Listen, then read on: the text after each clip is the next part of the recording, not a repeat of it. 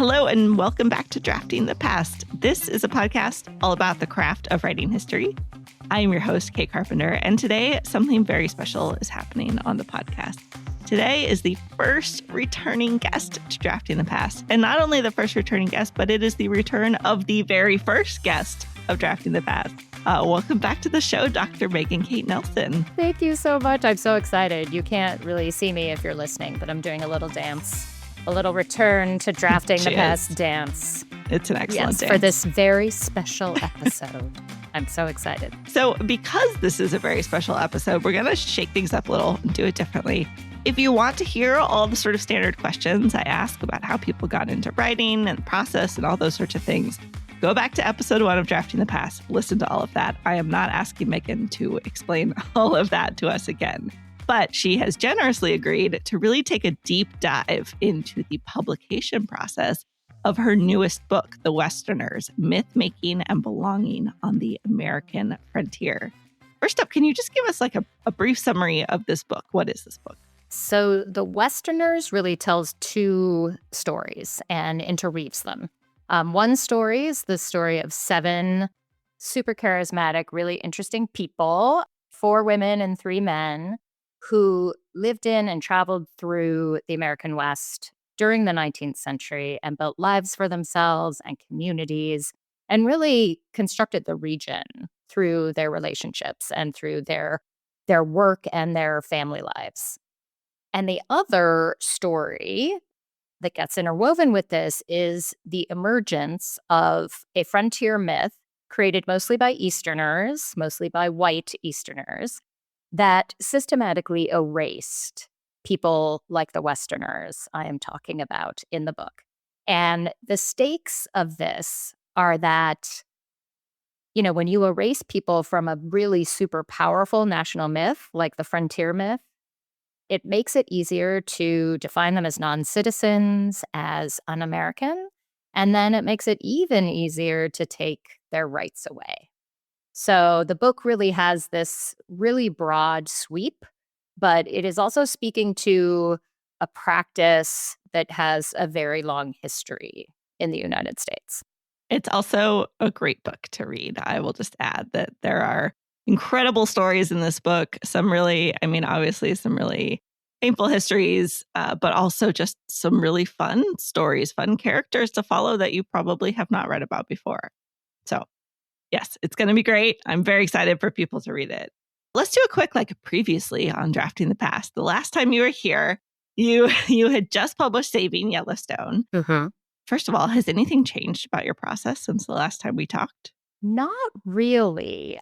Saving Yellowstone was published in March 2022, so we were just coming out of the pandemic. And I think when we talked before, we were talking about how the pandemic kind of changed the way we were writing and what we valued about writing.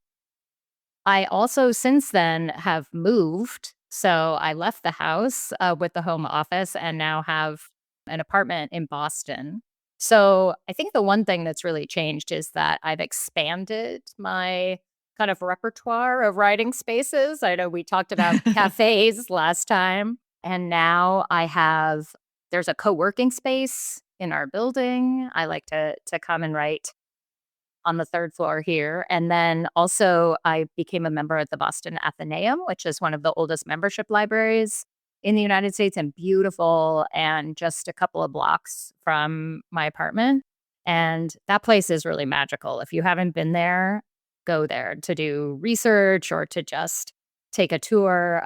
It has multiple floors with writing spaces, quiet rooms, things like that. It's a very inspiring place to write.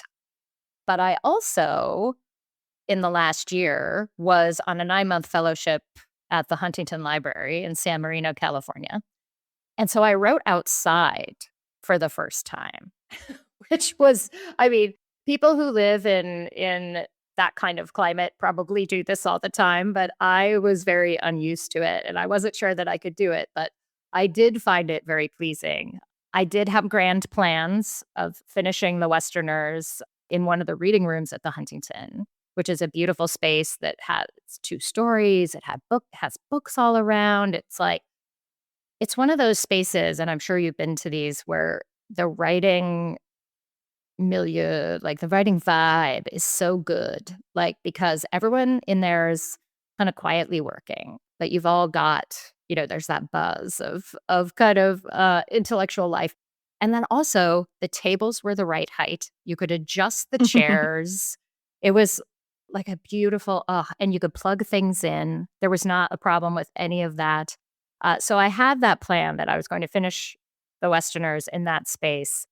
But then the Altadena fires ruined that plan. And I ended up finishing the Westerners in a hotel bar in Santa Barbara. So I think what has remained the same, and I can't remember if I gave this general piece of advice before, but, I love hearing about people's writing practices. But I also think it's super important to be able to adapt and change if you have to. There's if I had been paralyzed by that change, I wouldn't have finished the book on time, which would have been bad. So yeah, I would just say in the past kind of 3 years, it's been a really kind of wild ride, but also I've written in a lot of different, really fun places. There's also something really fitting about being displaced by a fire and then finishing writing a book called The Westerners in a bar in Santa Yes. Barbara. Yes. And I had no one who knows me will be surprised that I had a margarita at hand. As you should. In those last moments, the final moments. Yes. So that actually was very pleasing because I couldn't have had that at the Huntington. So that was a different thing altogether. Okay, so the last time we talked, you mentioned The Westerners at the end of our conversation when I asked what you were working on next. It was still called The Westerners then. And you mentioned that you were just starting research on that. So where in the process were you? You had already written a proposal and signed a deal. Is that right? Yes. Okay. I had sold the book. So we talked in probably February 2022. Yeah. And I had pitched the book and they had accepted it in September 21. And then it takes a while to do these contracts. Lawyers have to review them. You have to do all of this stuff, signing and countersigning. So it takes a couple months. So I think I had signed the contract in November. And I had already done a fair bit of research because, and I know we'll talk about this a little later too, but you have to do a little bit of research to write the proposal. So I'd already done a little bit of that, but I didn't really start the hardcore research for the book really until the next year, like the fall of 2022. That was the first time I kind of went into the archives and I did some research trips and really started to do all the background reading that I needed to do, and then began writing maybe a couple months after that. So I was in process, but not fully kind of in the weeds of the Westerners yet. Okay, so listeners, Megan has been very generous and has shared the proposal for the Westerners with me so that we can take a look really from the very beginning of this book. So it was very fun to read this. I have so many questions about it. But I know first you mentioned that it might be worth just talking about the difference between like an academic book proposal and a trade press book proposal. What do you find to be different about them? Well, one of the major differences, especially if it's your first academic book proposal, it's coming from your dissertation usually.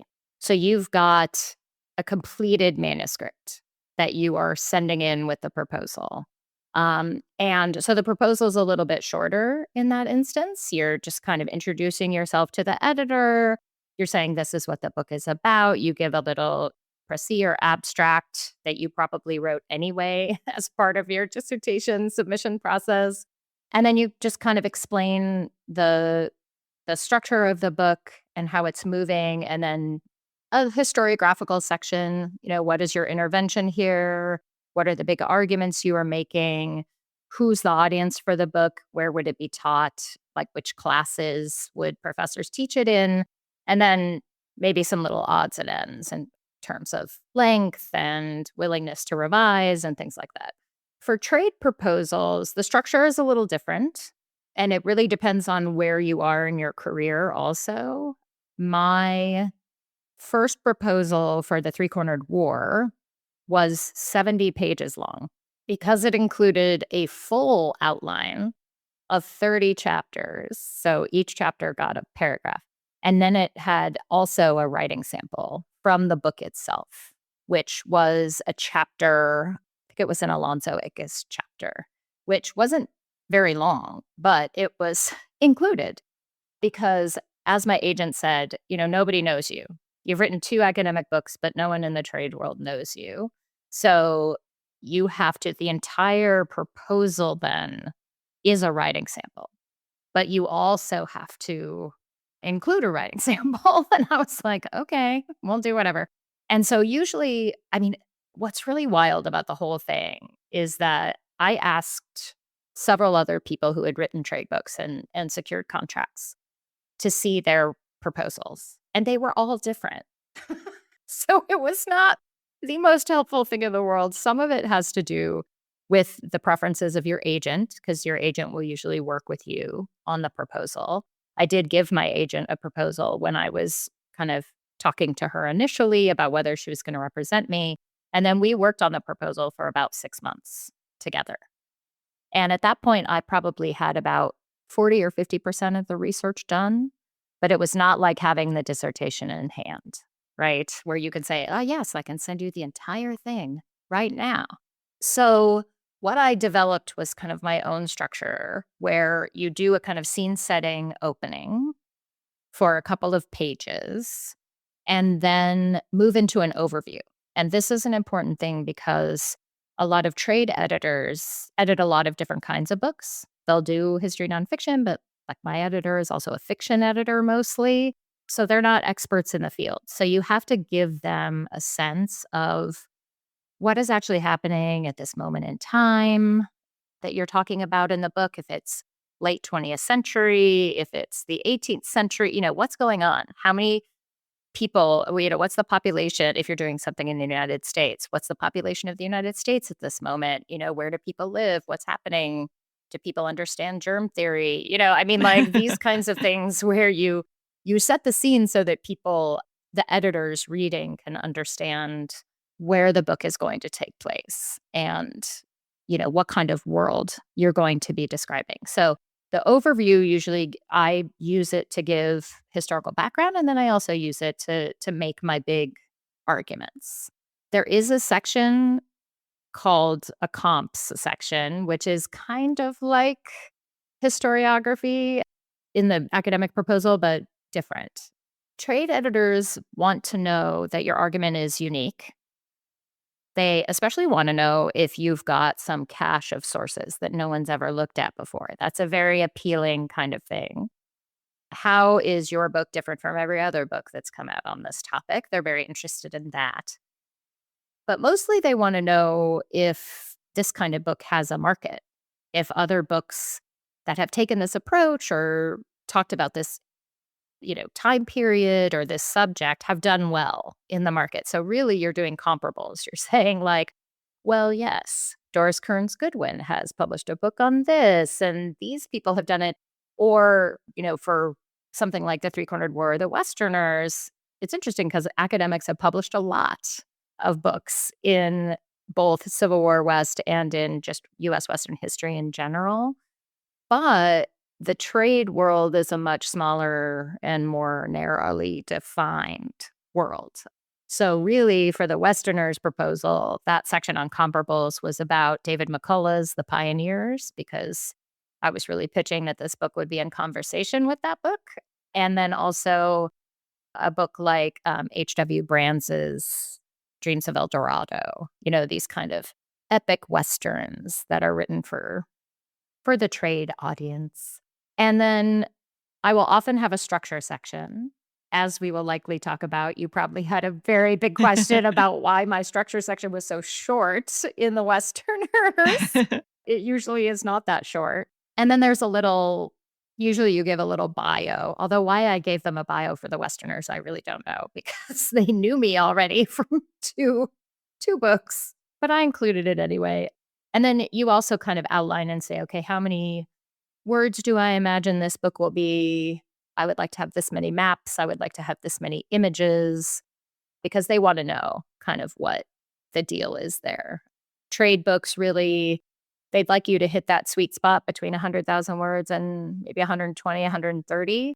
Pitching a 200,000 word book is not going to fly for the trade because that rarely happens unless you're Ron Chernow. You're not allowed to write a book that long.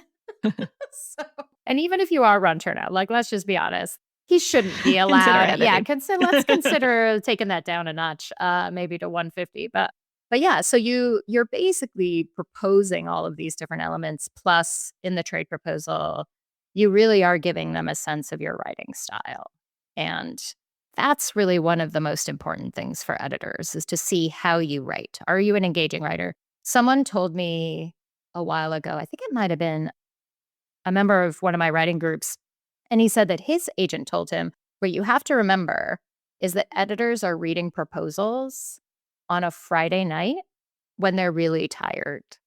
So you have to get their attention and keep their attention, which is an interesting way to think about it. And I don't know how true that is. I haven't polled any editors, but that is one of the things to think about is who is your reader and what do you need to do to kind of get them, persuade them that this book is worth buying? So this proposal is a little different in part because you were pitching this book to the same press and the same editor that has published your previous two books. So I assume that's part of why it's sort of shorter because they already know you and have faith in you and your writing ability. Yes, because this one was what? This was 20 pages about? Yeah, 23? 24 maybe. 24? Yeah. Yeah, this one was much shorter because I did not include, and now basically after Three Cornered, I don't need to include a writing sample, especially when I'm pitching just to the press I've worked with, because they're like, yeah, we know. Sure. Yeah, We're intimately we're familiar. intimately Yeah. familiar with your writing style. Yeah, so that part just gets left out. And then the structure section can be a little bit more. That's because, and we talked about this a little bit in our previous conversation, that I like to play around with structure. Mhm. And often the structure I propose will not be the structure that the book ends up with because of the way I experience the writing of this. So, yes, that was particularly hilarious. I went back and read the proposal also, which was slightly horrifying in preparation for our conversation. And I think I sent you a picture where I had just like circled the structure section and just wrote insane. I mean, how did it feel to go back and read the proposal now that, the book is out? Like what were your thoughts as you Yeah. read a proposal? The overview, well, I thought the opening section is a section with Maria Hertrudis Barceló, who is one of my favorite protagonists in the book. She built a gambling empire for herself in Santa Fe. And so the opening section, the scene is her dealing Spanish Monte, which was the card game that built her fortune. She was particularly good at that game and dealing it and made a lot of money from a lot of very hopeful drunk gamblers. And that section, I was like, that went on way too long. Like, that did not need to be. I think the intro scene was like 8 pages long or something. And I had a lot of background in there. I was giving a lot of background about Santa Fe and New Mexico territory. And I was doing a lot in that intro. And I was like, that went on for far too long. And then the overview, I actually thought had some good elements in it. And I was like, ooh, I should have found a way to put this part into the book itself. But I really liked that part of the overview. I was explaining kind of what the American West is as a place and then as an idea. I was talking about the emergence of the frontier myth and all the different kinds of writing and material culture and visual culture that went into creating that pioneer or the frontier myth. And I think in very early versions of the prologue, I basically took that section and put it into the prologue, but it didn't work. Nobody liked it. I presented it to some of my writing groups and they were like, no, thank you. We'll pass on this. So that's one of the things, like, I don't know if you do this and I don't know how many people out there do, but if I've written something before that I think is really good, sometimes I'll cut and paste it into a new thing, and it almost never works because the new thing is the new thing, right? Mm-hmm. And even if you're enamored of the way you articulated something in the past, sometimes it doesn't work. And so I abandoned all of that in the prologue and just wrote a new prologue. But it was a good thing to kind of sit and think with. But yes, there were two major changes. One was in the list of protagonists. Two people, as you likely noted, disappeared entirely, and two people were added. And we'll talk about the details of that, I'm sure. But then I had pitched, and I don't know why I thought about this, but I think I talked about The Warmth of Other Suns in our previous conversation. And I love that book. Many people love that book. Many people think it's one of the best pieces of kind of narrative nonfiction in the current age. And Isabel Wilkerson has a very interesting structure in that book. It kind of has back-to-back biographies. It has deep dives into context. It kind of flies around a little bit. And I was enamored of that structure. I actually went and made an outline of it from the book, and the outline was like 15 pages long. It was insane. But I was like, maybe this is a good way to capture the sort of broad sweep of American history. And so that's what I pitched. I pitched this sort of absolutely crazy, like part one would be antebellum period through the Civil War, and then part two would be Reconstruction through the 1890s. And the protagonist would come in and out, and there'd be all this other stuff. And I vividly remember when because what usually happens is you send in the proposal, and then you and your agent and the editor get on like a Zoom and you chat. And especially if the editor has questions. And my editor was like, "What's going on with the structure?" And I was like, "I don't know." And I was like, it might work, it may not. And I was like, if it doesn't, I will talk to you about it and do something else. And, we had done 2 books together, so that takes a lot of trust. Like, I don't think I would have done that with her on the first book project because I think she would have been like, "You're an insane person. Like, I'd never seen pages from you. I don't know what you're gonna do. Why would I take this risk? Why would I take this chance on you and invest in your book?" Because that's what they're doing, right? They're investing in you as a writer, and they're investing in the book when they buy it.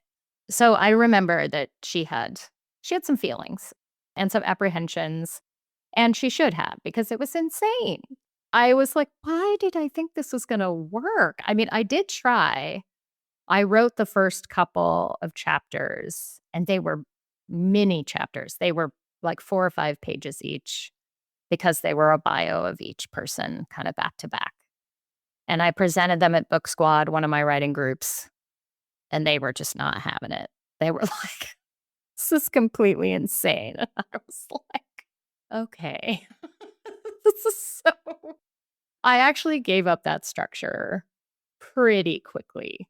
And I think it's a good thing because I did manage.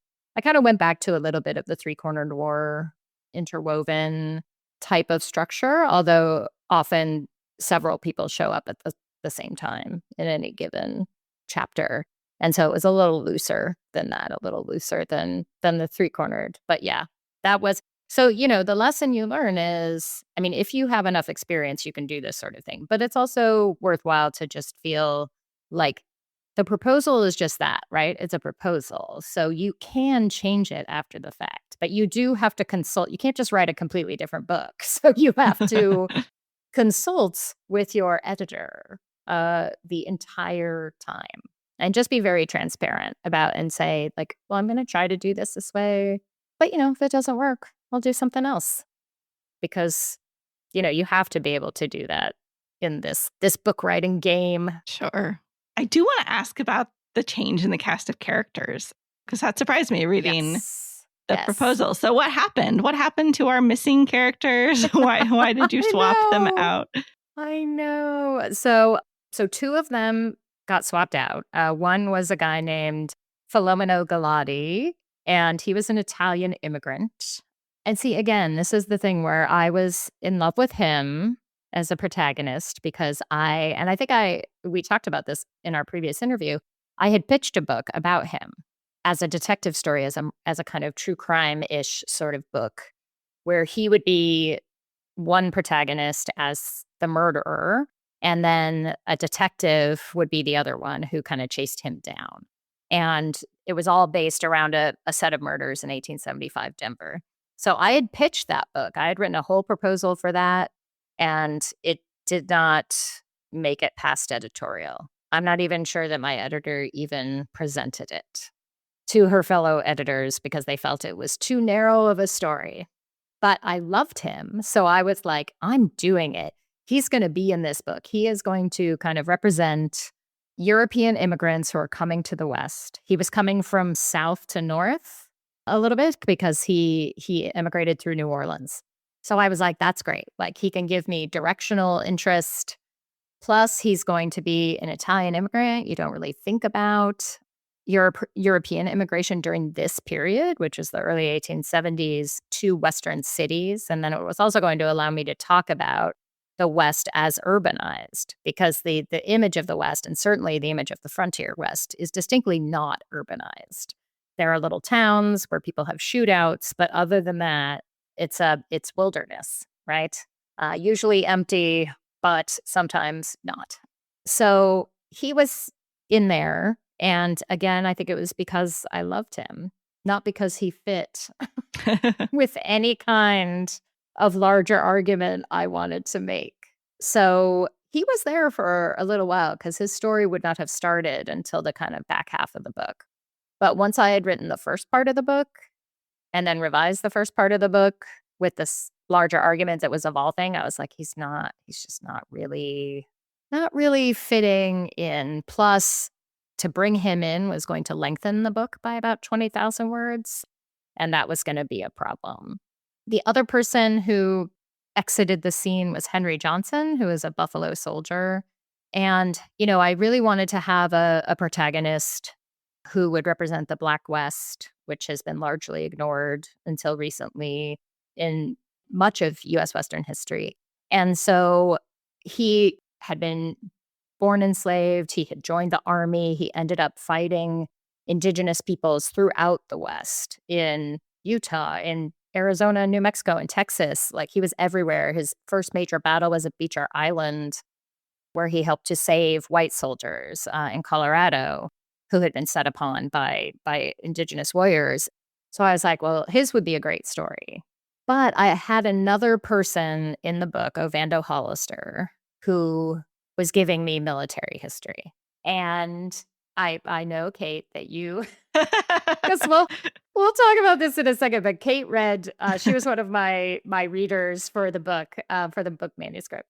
And the Civil War chapter agreed with my editor that the Civil War chapter was too indulgent. There was too much of that in there. I knew I was going to have that. I knew I was going to have Sand Creek. So Henry Johnson was just giving me like too much. It was too much U.S. Army. And I wanted a kind of breadth of representation.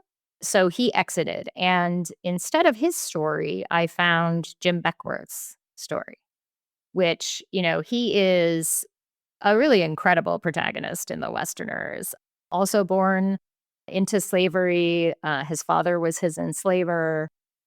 And he was later freed, and he took part in almost every single major event you think of in U.S. Western history. He shows up everywhere. It's like the Forrest Gump of the U.S. West. He is. And it was wild. Plus, he wrote his own autobiography. He kind of dictated his autobiography to this guy named Thomas Bonner, and it was published in 1856. So it's one of the few Black autobiographies that's not a fugitive slave narrative. And in that period, in the 1850s, and one of the few frontier autobiographies written about and by someone who is not white. So that provided me, I have this whole great chapter where I talk about the writing and the publishing of that book, and his form of kind of self-representation and the kind of racial identity mixing that he does in that book and avoiding that he does in that book. And so he was giving me a kind of more interesting, broader representation than Henry Johnson. So I didn't have anyone who really kind of came in to replace Galati, but I did ultimately add Sacagawea, who would be then the first voice in the book. And I think that was because I was thinking about it. And as pitched, as proposed, the Westerners would start in the 1830s, which I thought was ridiculous. Like, I was like, wait a minute. Why am I doing that? That's way too late. Like, I need to be talking about the Louisiana Purchase. I need to be talking about Lewis and Clark, because this is one of those major foundational moments of the creation of the frontier myth and the West emerging in the white American imagination on the East Coast. But I didn't want Lewis or Clark to be the first protagonist. So I wanted the person to be indigenous. I wanted a woman to be speaking. My previous 2 books were very dude heavy. And I was just like, I want to write about more women. So that went into the calculus also. And it was a little scary, I'm not going to lie. Like, Sacagawea is such a mythical figure in our culture, but it was really fascinating to dig into her history. And one of the things that I do in the book is show her life before Lewis and Clark and after Lewis and Clark. So she's not just frozen in that moment of being a guide for white American dudes. Yeah, so she came in, but whenever I take people out, which I do all the time, like I've done it in all 3, I'll probably do it again in the next project. But whenever I do that, I call my editor and I make sure that she's okay. I explain why I'm doing what I'm doing. And then she's like, and usually she's like, okay. Like, she's never been like, no, you need to keep that person in there. Sure. So my instincts, I think, have been pretty good after the fact. Even though Sure. my proposals often are a little bit off base. But yeah, that I just kind of take it for granted now. And I think my editor understands that, these books are a work in progress. But it is a weird thing. And I know that a lot of people are super uncomfortable with the thought of writing a proposal and selling a book before you've written anything. Sure. Because we're used to writing the whole thing and then pitching it. That's our first experience with publication. And it is a little bit weird, but you just kind of get comfortable with the flexibility of it and being adaptable. I mean, one of the things that's so interesting about pitching the book that's not a finished product, right, is that then you have the set amount of time to make a finished product. What was the timeline like, from the time that you sold The Westerners to when you had to have a manuscript ready? What was that schedule? That schedule was, what was it, 3 years? I think I was supposed to submit in October 2024. So it was going to be 3 years exactly for publication in October 2025. So October for the trades is this very big month. There's a huge glut of books, but they do that because it's perfect timing for award season. It's sort of like, putting all the Oscar movies out in November and December, like you want these books fresh in people's minds. And then, of course, it's the run up to the holidays. And so it's gift giving and all of that stuff. So I was running late, as I was on Three Cornered as well, although not Saving Yellowstone, because we were on a hard deadline for that to get it out for the 150th anniversary of the park. So, and again, like you have a due date set in the contract, but that is also negotiable. Like, from what I've heard, there are people who are years late on books, like years and years. And I would never go that far. And I don't think my editor or my agent would not let me do that. But 6 months is a kind of a reasonable extension. So I extended not even 6, but I finished the book and submitted it then in January, like mid-January of 25. So then we had a little more than a year to do all of the revisions and the production process, which is what they like to do. It can be faster, I think, and it can definitely be faster for fiction. But for nonfiction, there's a lot in the production process, a lot of copy editing rounds, the creation of the maps, the securing of the photo permissions, all of that stuff and layout takes a little bit longer. So they'd like to have, I think, at least 8 months between final submission after you've done some revisions and the publication of the book. So then the publication got moved then from fall 25 to spring 26, and then got kind of moved around again, which was exciting, though not welcome. And it originally had an April publication date, and now has been moved back to March 31st. So again, it's always a little bit negotiable, even though if you start moving things around too dramatically, it messes up everyone's production schedule. And they've got, these presses are a little bit, and these editors are a little bit like air traffic controllers. They're sort of trying to bring all of these planes in.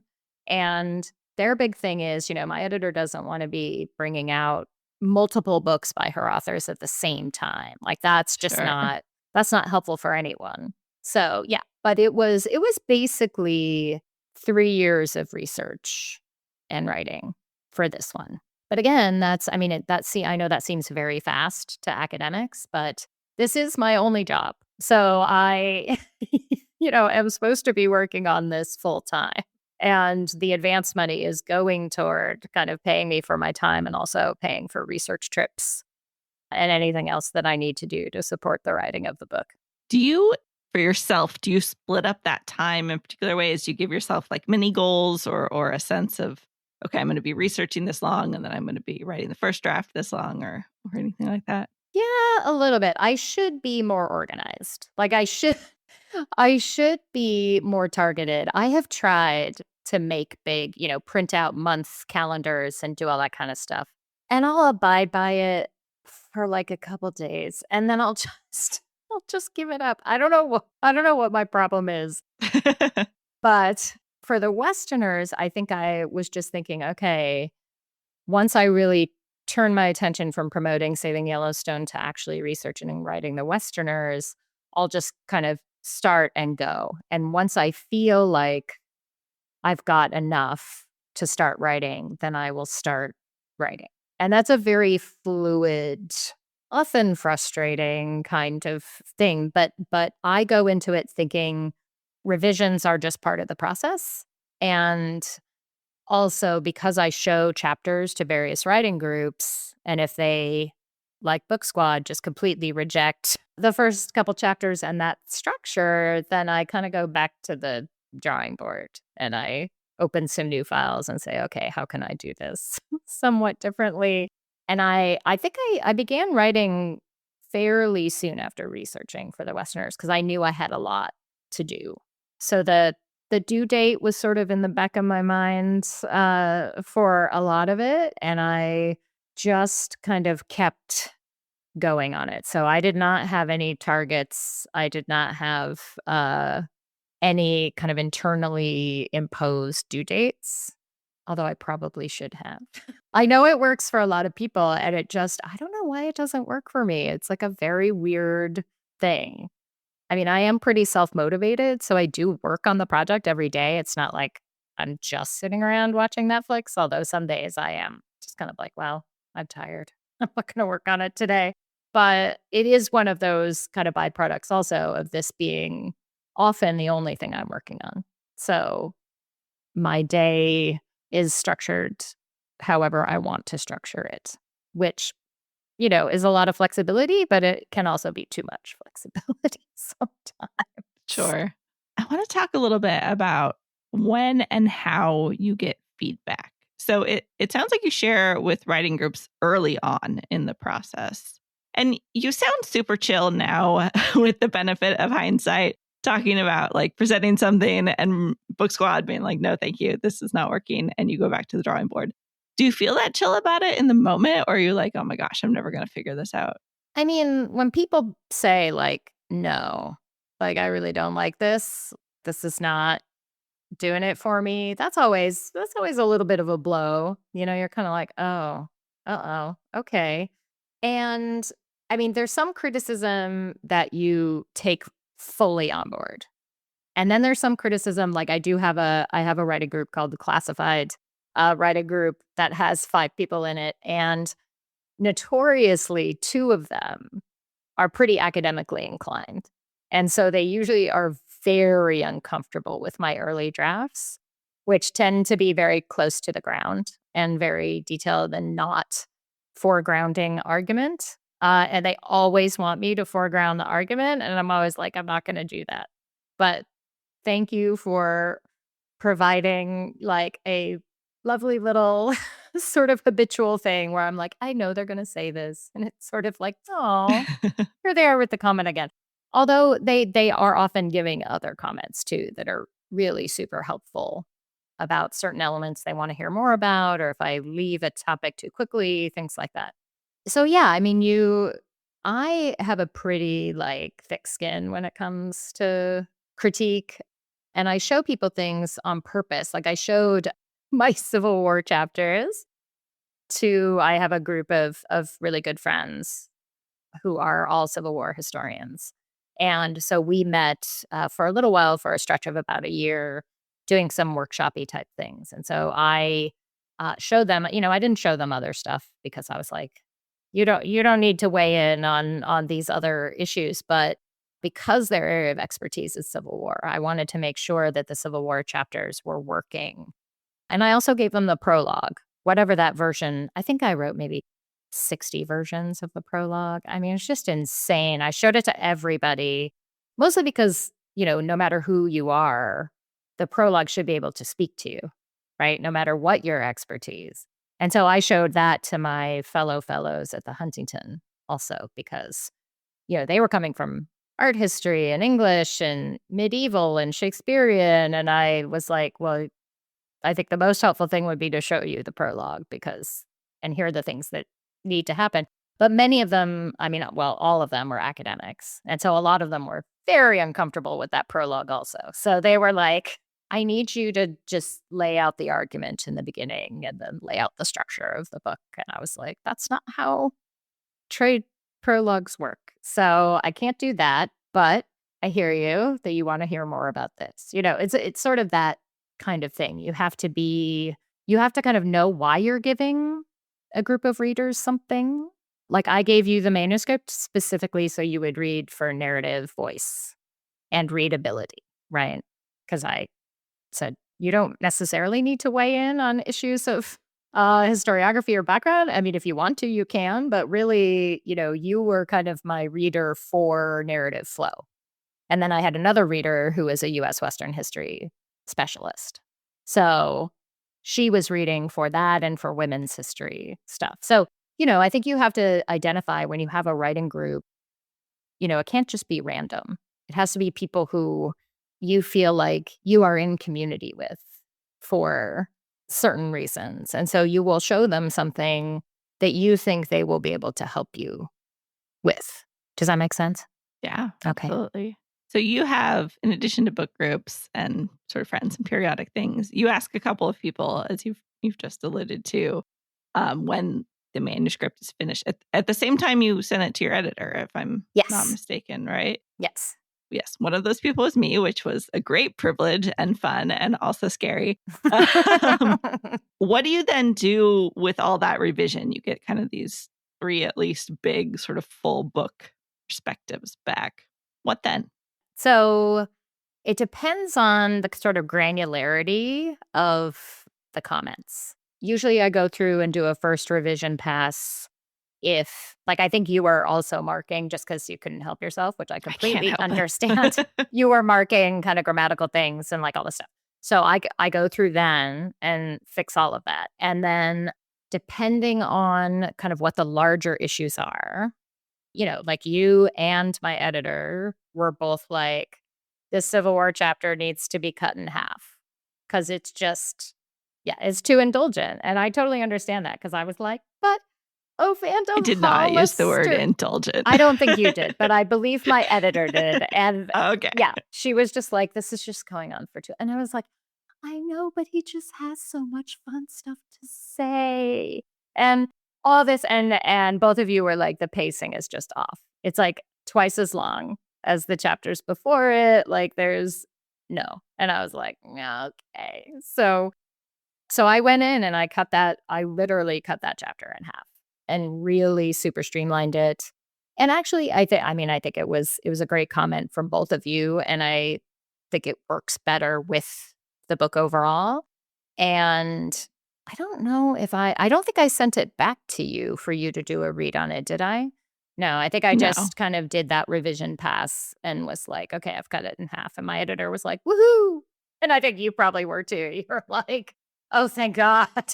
I don't want to have to read about this anymore. But I think it also is helpful because I do like to, because the three books that I've done now with Scribner are a little bit in conversation with one another. I think they're actually quite complementary. So yeah, buy all three in like a 3-pack.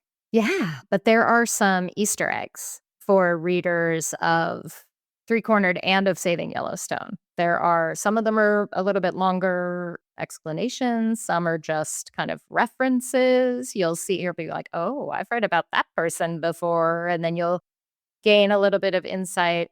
And in Three Cornered, you see the Battle of Apache Canyon and Glorieta Pass from the Confederate side, and then this one you see it from the U.S. Army side. So those two should be complementary. But yeah, I cut. That was the biggest change I think I made was to the manuscript where I just really sliced and diced a chapter. I think the rest of it, there were segments that I cut out. There was a big segment on the Buffalo Bills Wild West show that I think both you and my editor were like, why is this here? And I think my other reader did too, was sort of like, this seems totally random. But, again, it's one of these things where you run across a source and the source is just so good. And you're like, oh, this is great. Like, this will be a great way to open the chapter. And then it turns out it's not so great. So let's just delete that and do something else with it. So usually what I was doing was going along, and if there were any big chunks like that to take out, then I would start revising those. And then once my editor sent me her responses, I'd kind of go through and be like, okay, have I already addressed this? Have I already done this?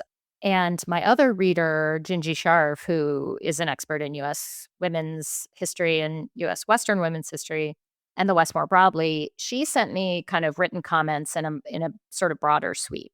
And she has done work on Sacagawea. So she was really focusing on that part and then also on Ella Watson because she is also an expert in Wyoming history. And this is, why I wanted her. And so she had a lot of good kind of suggestions about books to read and some other kind of ideas to bring in that, I had sort of been talking about Ella Watson a little bit in a bubble. And she was like, look, women in the West have been raising cattle and animals for forever. I mean, this is an indigenous practice. And I was like, oh my God, that's right. And so, going back in and making those kinds of changes that really made the book better and stronger. And I think also tighter in the end, because I have no problem cutting words. I'm not one of those people who's like, every word is precious.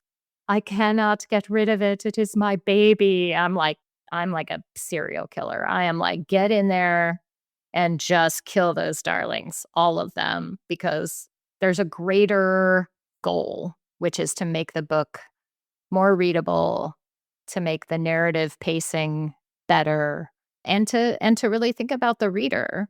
And this is why I think these kinds of comments are so valuable and writing workshops are so valuable because they really do bring the reader into your life before the book is published, right? And this, I think, is one of the major differences between writing more kind of argument forward books and more narrative focused books is that when you're writing only for argument, it's all about you, right? It's your argument. It's the argument you're making. It's the intervention you are making.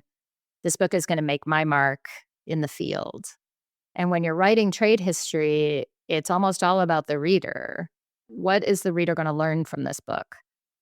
How is the reader going to experience this book from page 1 to page 350? Is the reader going to find this a really good read? Do I need to give the reader a break? So one of the things I did do, there was a big chunky chapter on Sand Creek that involved both the description of the massacre at Sand Creek and then also the U.S. Army investigation into that action and taking the testimony of people who participated, including Jim Beckworth, because of course he was there. and doing horrible things. And so when I was revising, I had reread the Sand Creek part of that chapter, and I was like, you know what? I think I need to divide this in two because this is really intense and very upsetting. And I think that readers are going to need to just set it down. And if I give them a good way to do that by having a chapter break, then I've just helped them do that. And I, again, I called my editor and I was like, I'm thinking of doing this. And she was like, that sounds great. Go ahead and do that. She never complains about short chapters. She complains about long chapters, which is, like this is going on for way too long. Cut this down. But it's a very kind of readerly approach. And I think writing workshops do that too, because you're kind of dealing with reader response before you're even really maybe ready for it. But I think it's good to get it early and often. Fantastic. So, okay, you have at this point in our journey manuscript done. Let's fast forward a little bit through sort of like revisions and page proofs and everything. I want to talk about title and cover for the sake of listeners who, like me, who have never published and been through these discussions, but I also got to sort of see the behind the scenes of these debates. And I want to talk about them because they're really interesting. So if you heard my first interview with Megan, you heard her talk about a book called The Westerners, and now we are talking about that book. And on the surface, that seems like a lovely story of her coming up with a great title that then made it all the way through. But that was not the case. No. What happened with the title? Oh, give people the short, version of title drama. This is another thing where you just have to be, and I think in university press publishing too, because my titles for those books changed also. Because a title, we get very emotionally attached to our titles. And I think what is hard to understand when you go into publishing a book is that for them, the title is marketing. The title is not about you. It's not about your hopes and dreams. It is marketing.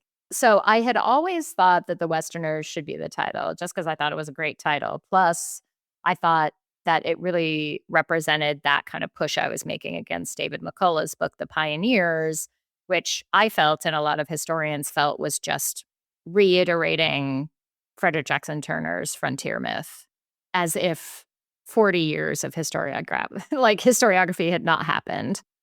And academic historians and other scholars had not exploded this frontier myth already. So I thought, okay, well, instead of calling them pioneers, we'll call them Westerners. And it's a much more capacious term. And I thought, every time I told people the title, they'd be like, ooh, cool title. So initially the proposal was, and so this is the title in the contract, is The Westerners, the true pioneers who built a region and defined a nation, which is, whatever. I go into these and just assume the title's going to change, but I really was attached to The Westerners, so I assumed the secondary title would change. I wanted the secondary title to change because I didn't like that title. So I was like, but it'll do for now, right? So then as submitted, it was called The Westerners. I think it was something like A History of America's Most Iconic Region. Then I was still in Los Angeles. So this was probably maybe May. It was a couple months after I had submitted. And my editor was kind of moving through revisions, or maybe I was in revision stage. And she called me and she said, there's some pushback on the title. And I was like, oh, well, we can change the secondary title. That's not a big deal. And then she said, no, on The Westerners. And I was like, what? And I was like, why? I thought everyone loved the title in the proposal. That was part of the reason they bought the book was because the title was so good. And she said, I thought so too. But there had been a switch in the role of publisher. And the new publisher, she said, was not a fan. And so I was like, okay. And by that point, the argument of the book had sort of changed. Initially, one of the big points was going to be Westerners, not pioneers, right? That has kind of dropped out a little bit. And now the argument is more, as I explained it in the beginning, which is that all of these people are building the West and then simultaneously being erased from the national story of the West. So I did I was pretty mad about it. And I was a little tempery. But then I got over it a little bit. But then I I took a bunch of cards and I did this trick. I had heard about it, I think, with the creation of Julia Child's cookbook, The Art of French Cooking, and how her editor had come up with that title, which is that she just put all the keywords on cards and then like moved them around on a bulletin board. So I did that on my kitchen table and I took all of the words that I felt were really significant for the book and then I kind of moved them all around. And that's how I came up with the new secondary title, which was Myth Making and Belonging on the American Frontier. And then I sort of pitched, I was still temporary about the Westerners, and I pitched a phrase that had been used to describe Jim Beckworth, which was that his reputation was as wide as the West itself. So I said, how about as wide as the West itself? And so she took that and she took that to them. And while we were waiting for a response, I was just like, you know what? I'm going to fight for the Westerners. And I called my agent and I was like, I'm going to fight for it. I was like, if the new, publisher wants to call me, I will explain to her what my thinking is. I will explain why this is a great title. And so my agent was like, fine, go ahead. I think you don't make too many waves. So I think if this is a hill, you feel comfortable dying on or want to die on, then do it. And I was like, okay. And so I called my editor and I said that. And I said, I want it to be the Westerners, Myth Making and Belonging on the American Frontier. And she said, okay, I will take that to them. I will take it to the art department. And I was like, because that's just it's a really long front title. And I mean, Kate, like you have to think, I'm sure that you get some books and you're like, how am I going to say that title in a podcast, right? It's true. I mean, and Right. and this is one of the things I'm like, I think about, creating titles that are easy to pronounce and don't make you trip over your I think maybe there was one, I think I sent this to you too, because I was running titles by you and you were giving suggestions and everything. I think one of them was like, Who's West or something like that. And I was just like, how is anyone going to know what that, like, if you actually are saying in a radio show, like, Who's West? Like, everyone's like, wait, what? Especially since, like, it could be who's or it could be who Sure. apostrophe S. Like, who is the West? It's like a comedy routine waiting to happen. It is. And so I was thinking about that too. And I was like, it's just too long. That front title is too long. And then my editor came back to me and was like, they love the new combination. So it was a matter of kind of the Westerners and Iconic Read. Like there was some mismatch between the first title and the secondary that got resolved when I put together the secondary title.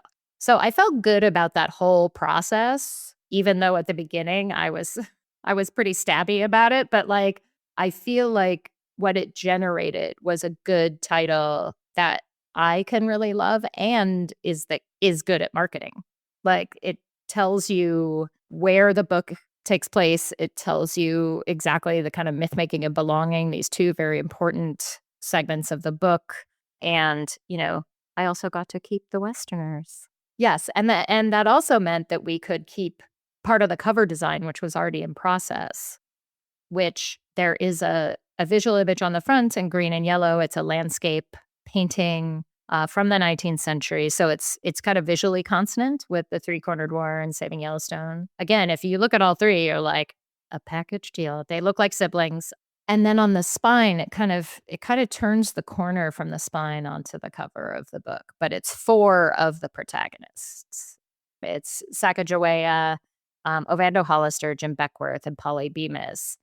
And they are on the spine of the book, and then they also turn the corner. And like that just really appealed to me for a bunch of different reasons, and to be able to have individuals there. I didn't want the individuals necessarily all being on the cover of the book. I don't like those types of designs usually. And there are 7 people, so we had to choose 4. But and we had to switch out the initial image they had for Sacagawea because, of course, we don't know what she looked like. So all of the images have been based really on one sculpture that was made in 1904. And then everything that came after has been kind of on that model. But I don't know where this image came from, but the first one that had been designed for her just looked like Cher from the 70s. And I was like, I can't unsee it. I can't unsee Cher. Like we have to go and find an image where she is very obviously indigenous and not Cher. So we did find another image from, I think it's from a mural actually in the Montana State House. And it's a picture of her and she's looking fierce and a really just sort of strong image. And that was much better. But the color story I think is really good and it works well with the title. Hey, listeners, we're going to take a quick break, but stick with us. After the break, Megan's giving us a tour of failed book proposals, something I don't think we've ever talked about on the show. And stick with us to the end because we're dropping a big announcement. We'll be right back. Okay, so gosh, I want to talk about how you're promoting the book, but first I want to talk about what comes next. Because in the timeline of your life, that's how it proceeds, which I think might be surprising to some listeners, right? That you already sort of start working on the next project before one is even out. So you mentioned to me, first of all, we know what your next project is. I'm going to read the description from the book deal and Publishers Marketplace. Okay. Hopefully this doesn't get me in trouble. I think it'll be okay. I think it's okay. And it says, so it talks about the sale of Megan Kate Nelson's On the Edge of Freedom, Slavery, Captivity, and Conquest in Civil War Texas, following two intertwined families in Civil War Texas, one Black, one white, as they are swept up into a violent collision of slavery, indigenous captivity, and conquest that reveals how the war transformed the American West. Oh, it's going to be so good. I want to talk, though, because I know from chatting with you, and you also mentioned to me when this announcement came out that you wished you could sort of tell people that it is not just a magical thing where you are like, okay, I finished one book. Here's my next book. Let's go. You had a bunch of failed proposals before you hit this one. Talk to me about that. I mean, you can tell me some of them if you want to. Oh, yeah. You don't have to, but just even that process, what's that like? There were 5, Kate. There were 5 failed proposals, and they each made it to a certain kind of, height in the high jump and then knocked over the bar and didn't make it. So, yeah, basically what happens is when you submit the manuscript, you've got a little bit of time. So I had time before, you and Gingy gave me back comments. I had time before my editor was going to give me back revisions. And so I spent that time. I was still in Los Angeles. I was still on fellowship. So I spent that time thinking about what I would want to write next because my agent's always like, okay, what's next? And because she likes to kind of sign deals on that particular chronology and that timing, kind of sign up the deal before the next book comes out. So the first one, and I went back to look at this because I was like, how many were there? Like I sort of forgot. And there were 5. And the first one, I was like, oh, I almost kind of forgot about this one. It was going to be called To Preserve the Works of Man. And it was going to be a history of the various communities who came together to promote and then lobby for the passage of the Antiquities Act. So it was going to be set kind of in Mesa Verde and other archaeological and indigenous sites of the Southwest. It was going to involve women's clubs and scientists and looters and all kinds of other people, and of course, Teddy Roosevelt. And that I wrote a whole proposal. I think I wrote a fairly complete proposal for that. And that got kind of rejected at the agent level because I think a big part of it was to say like the Antiquities Act is an extremely important piece of legislation that not many people know about. And she was kind of like, well, do people really want to know about it? And I was like, well, I mean, we hadn't really seen yet what the Trump administration was going to try to do to all of these sites. So I think that was part of it. The timing was not quite right on that one. And then I was like, well, what about more Teddy Roosevelt in the West type stuff? I thought about maybe pitching a book about his tour of the West, where he ended up kind of opening Yellowstone National Park. And this is why there's the Roosevelt Arch. And it confuses everyone because they think Roosevelt created the park when he really didn't. But that I didn't even write that one because some of these things I sort of pitched the basic idea and my agent's like, no. And then I don't follow it up. That was the same for, I had a workers' history of Buffalo Bill's Wild West show. So like, who are all the people actually laboring to put that show together? And she was like, no, not interested. And then I wrote a kind of mini proposal for a book about 1893, which would begin in Hawaii. So I was like, ooh, I could go to Hawaii and then go to the World's Fair and then the fight for women's rights in Colorado. And again, that failed at the agent stage. And then my agent suggested something more like a history of the United States in like 12 places. And so I started thinking about that and I kind of started working stuff up, but I was walking around my house like just thinking about working on that book and just doing this. It was a very heavy sigh. And Always a good sign. I was like, that's not a good sign. So I basically like called her up and I was like, I'm not doing that book. And it was actually a good thing because Beverly Gage has a book coming out that is very similar to that. And that book is coming out in April. So I would have been scooped by her anyway, by the same press too, by Simon and Schuster, basically. So that was a good decision, I think. So I killed that one. And that often happens. Like sometimes you think about a book project and you kill it yourself because you're like, this is not working. Or like, I just don't want to do it. Like I just don't want to spend the time with this particular thing. And then there was the book Notorious, which was about a con man in the West named Soapy Smith, who Kate had already heard of, which I found I know. remarkable. I was so excited. I know. We were going to go to Alaska together. We were going to go and like do some The research. trip that will never be. A trip that will never be. We'll find another reason to go. We'll find. There you go. I feel like maybe that would be a good pitched article. I feel like that would be where the hook would be, because Soapy Smith was this guy. He basically ran a criminal organization in Denver, and then he ended up in Skagway, Alaska, where he was in a shootout and died on the docks in Skagway, which is now a major stop on cruise ships that are going up the kind of Inner Passage and northern parts of Alaska. So they do a reenactment of this shootout and his death every year. And I found him through his morgue photograph from his Alaska morgue photograph. So you could start the article there and then be talking about like, why do we do these things? What is this? This is so weird. But yeah, if I pitch that and like actually get paid to write that article, we'll do our Alaska cruise. Kate, right. We can do it. Yeah, so that was sad. I was super psyched about that. I wrote a full proposal for that. I convinced my agent, who was very apprehensive. She was like, okay. And I was like, look, I just need you to take this to her because I need to not have a total failure once again. And I don't know. So then it went to her and she pitched it to the folks at Scribner and then they said no. I think part of the reason for that is what I was thinking of doing was like doing another Western story, but later in the 19th century. So like a Gilded Age progressive era type of book. And they were like, that's just not, that the market for that is just not there. I think if he had been a con man in San Francisco or New York, it may have been maybe more successful. I don't know. But what they did do is they came back with a very helpful note for me, which was, do you have anything else on the Civil War? And I had not really thought about going back to Civil War history because I was like, well, what would I really do? But I had this conversation with a friend who teaches at SMU, and he had taught Three-Cornered War in a history of Texas class.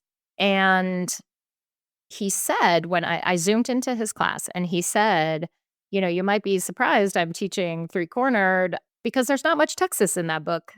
Like the army is in the army that comes from Texas is in the first part of that book, and then they're gone. They're defeated, and they've gone back to San Antonio. So like they're not in the book anymore. And he said, well, the reason for that is that I really couldn't find a really good, compelling book on Civil War Texas. And I was like, oh. And so when my editor came back with that note, I just said to my agent, well, how about a book on Civil War Texas? And she was just like, yes. And you always know that's always a good reaction from an agent to a verbal pitch. Like they're just like, oh, okay. Like if they can immediately see it and if they immediately get excited, then they know even just from those 3 little words, Civil War, Texas. So then I started looking around and I really wanted this next book I wanted it to have multiple communities in it. I wanted it to engage because I had never written about Black enslavement in the West. And so I was like, well, Texas is the place to do it, right? I mean, they do have, by the time of the Civil War, a pretty well established plantation slavery, especially in East Texas, and then enslaved men and women working in a variety of jobs in other places. And I was like, there could be a component where it's, Mexican and Mexican Americans in Texas, and then also indigenous people. Because really, at the point of the Civil War, half of Texas was still Comancheria and Apacheria. This was not like the Texas we know today. So I just started to do some research on that. And what emerged from that was this story of a Kiowa and Comanche raid on a biracial ranching community in North Texas in the fall of 1864. And kind of following the captives who were both Black and white, mostly women and children, following them with a Kiowa and Comanche for about a year. And then also the husband of one of the captives, a Black man named Britt Johnson, who followed them, who tracked them and ultimately negotiated for their release. So all of this is happening kind of in the last year of the war. That's all happening in Texas and the Texas borderlands, the northern borderlands of Texas. And it really shows us, and what I really like, which I always like, which is a totally new angle, kind of a vision on Civil War history. And, yet again, another place people don't usually think about. So, yeah, so I've started researching that already. I'm doing that while promoting the Westerners, which can get a little bit weird. It feels a little bit like, whoa, uh-oh.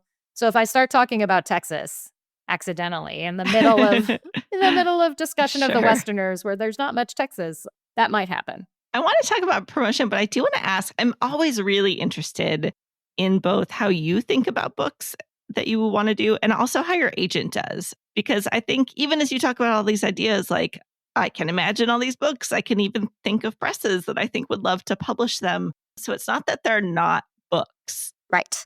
But that they're not necessarily like trade press books. They're not necessarily, sometimes you talk with your agent, I know, about kind of your brand, for lack of a less crass way to put it, but like, what kind of historian are you? How do you and she think about those things when you're talking about what book to do next? Yeah.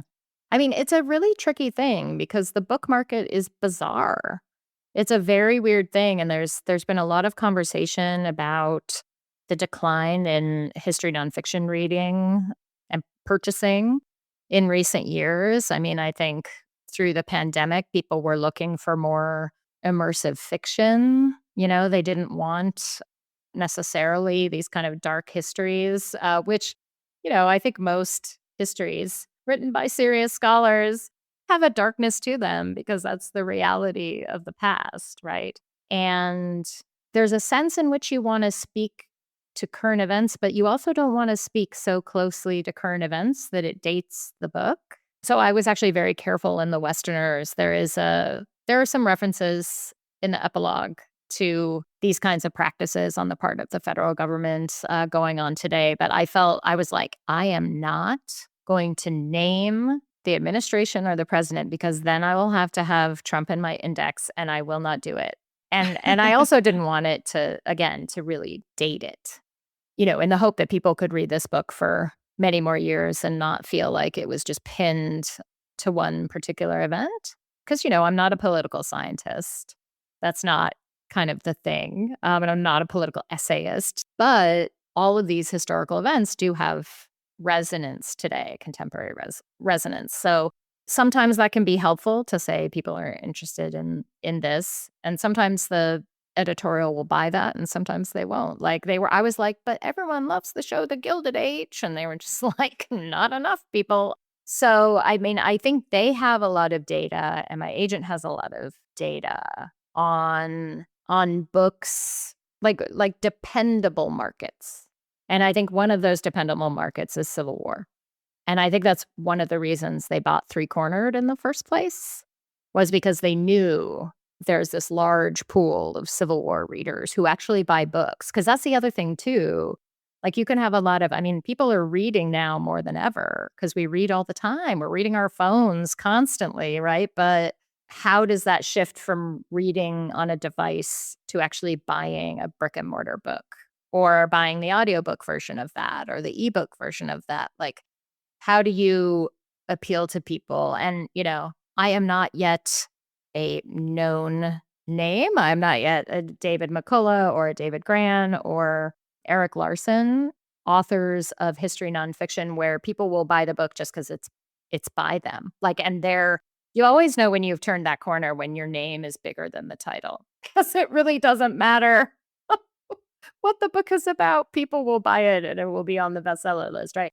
I'm not there yet. Like, I'm a solid mid-list author for Scribner, which is, a very well-regarded imprint within Simon and Schuster, where a lot of the authors win awards. They, make long lists, like they're part of a cultural conversation, but maybe they're not on the bestseller list. But they still want to they're in the business of making money. They're not a nonprofit. So, they want to know that there is a market there. I mean, I think both my agent and my editor and the people at Scribner, they believe in my writing. So that's not the issue. It's just a matter of what kind of historical story will captivate readers who are interested generally in history, and then also have a kind of pool of readers. I mean, there are a lot of people interested in Texas history. I think someone said at one point to me, like, if a book is about New York City, you're like halfway there in the pitch, right? Like, and when I first pitched Ruined Nation, actually to University of Georgia Press, they were like, "You had me at Civil War. You don't even need to go on. I don't even care what it's about. As long as it's about the Civil War, we can sell it," right? Because that is it's a dependable university audience, because there are, hopefully always going to be classes in Civil War history. They will always be filled.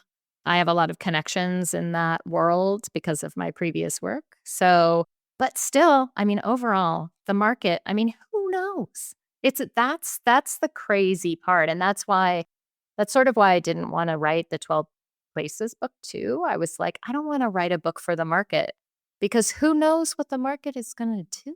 I want to write a book that makes sense for me, that makes sense kind of in that if you look at a shelf of my books, right? Like, oh, okay, this makes sense. It's not just like, oh, I've written some total outlier, like some book on like 20th century, I don't even know what sports.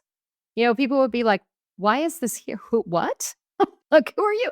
Like, it might be an interest of mine. I'm obsessed with the Olympics. So, like, I would love to write a book on the Olympics. Does that make sense for me as an author? No, it makes zero sense. So, there are people who can do that, who are mostly they're essayists. Like, they're mostly like someone like Malcolm Gladwell can write about whatever he wants. But like, I want to do research that is meaningful to me. But I also want to write a good story that people will find compelling and also informative.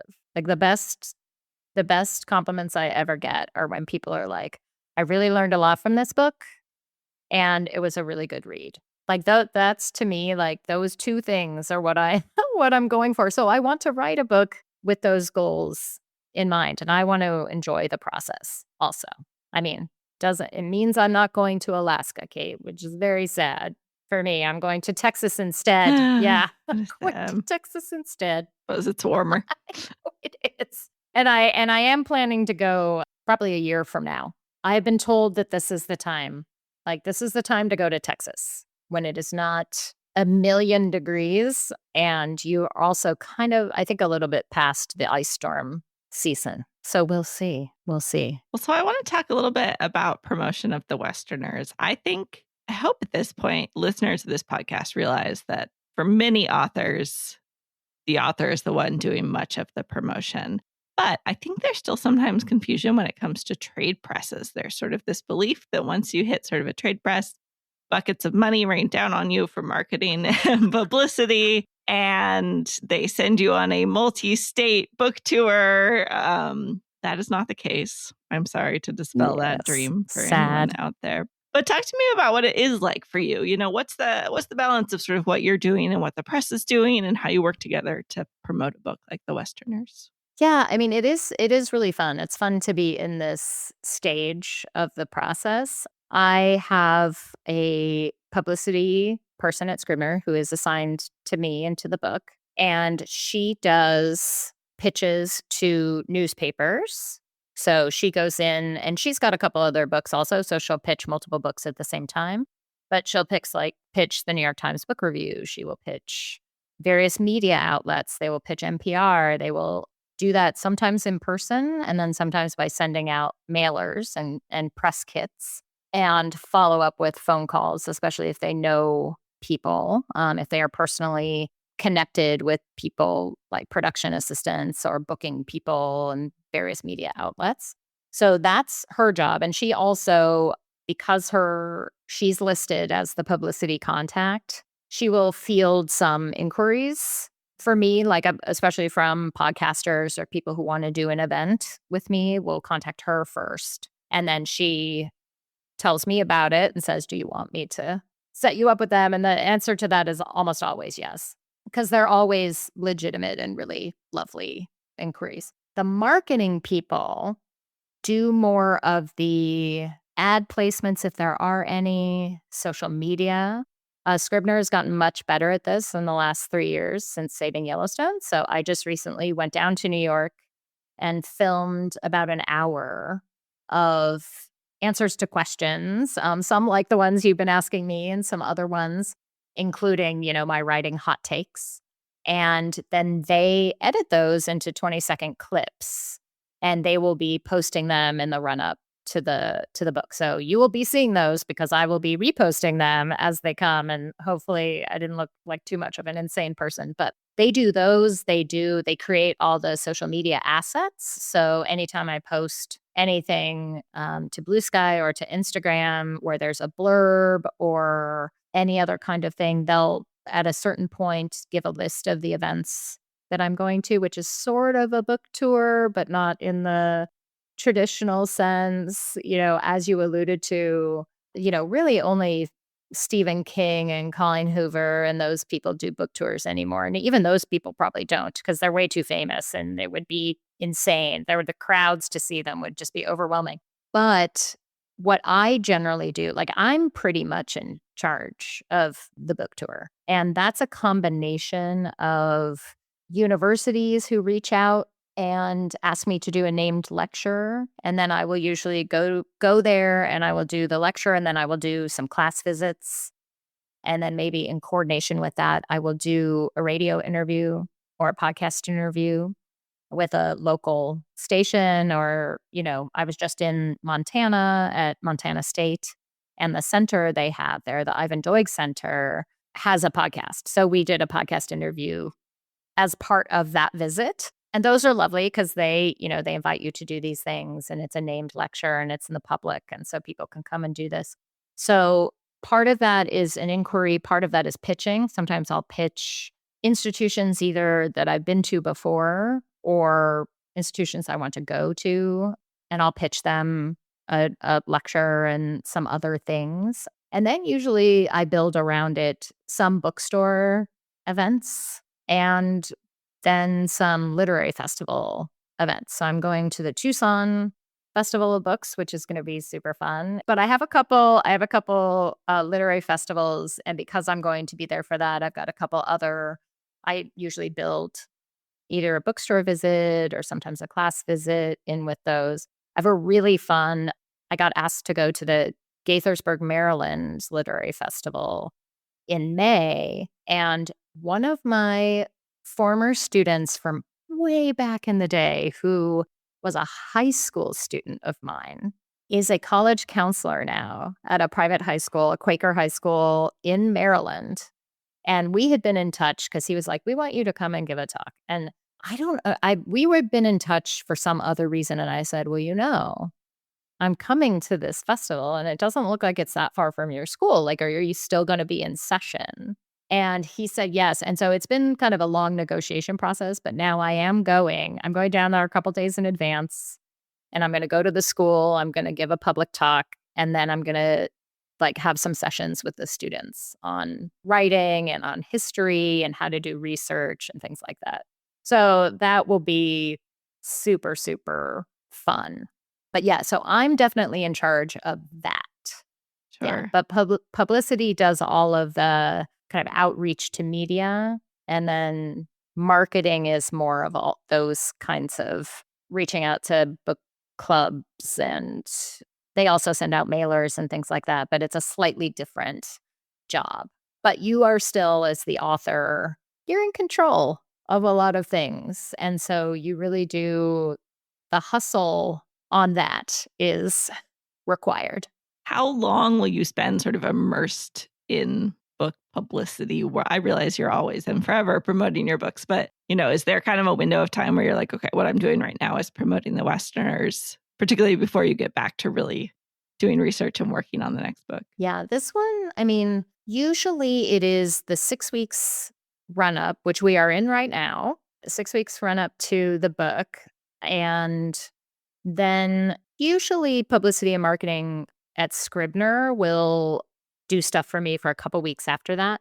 I've got talks and various things on the Westerners through the fall.